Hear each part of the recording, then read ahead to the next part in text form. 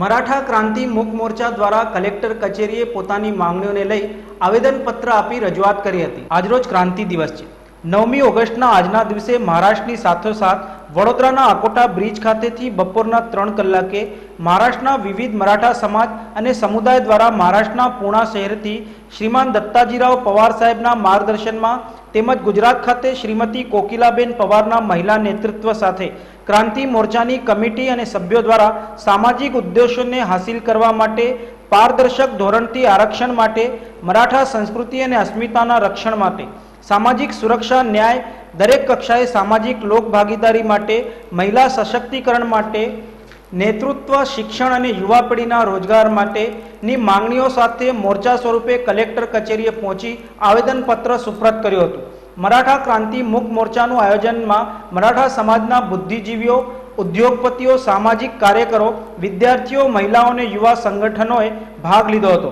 આયોજન તથા માંગણીઓ સંદર્ભે અગ્રણી કોકિલાબેન પવારે વિસ્તૃત માહિતી આપી હતી। કમિટીના સભ્ય પ્રકાશભાઈ યાદવના જણાવ્યા મુજબ મરાઠા ક્રાંતિ મુક મોરચા કોઈ સરકાર કે રાજકીય પાર્ટીના વિરોધમાં નથી, પરંતુ મરાઠા સમાજ સામે થતા અન્યાયને રોકીને સંસ્કૃતિનું રક્ષણ, સામાજિક અસ્મિતા, સમૃદ્ધિ સાથે મહિલાઓ, યુવાનોને યોગ્ય નેતૃત્વ મળે તે માટેની લડત છે।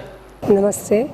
આજે 9 ઓગસ્ટ ક્રાંતિ દિવસ। આ ક્રાંતિ દિવસે અમારા મરાઠાઓએ મુંબઈ સ્થિત જે મરાઠા ક્રાંતિ મોરચા લેવામાં આવ્યો છે એ મોરચાને સપોર્ટ આપવા માટે અમે બરોડા અકોટા દાંડિયા બજાર બ્રિજથી અત્યારે કલેક્ટર ઓફિસ સુધી આ મોરચો લઈ જવાના છે અને કલેક્ટર સાહેબને આવેદનપત્ર આપવાના છે। અને આ મોરચાના અમારા કેટલાક એવા મોરચા દ્વારા અમારી માગો છે આરક્ષણ દ્વારા કે મહિલા સશક્તિકરણના તરફ ધ્યાન આપવામાં આવે, વધુને વધુ દીકરીઓને ભણવાની અંદર હેલ્પ મળી રહે, ઉદ્યોજિકાઓ માટે હેલ્પ મળે, અમારા યુવાનોને સ્કોલરશીપ આપવામાં આવે।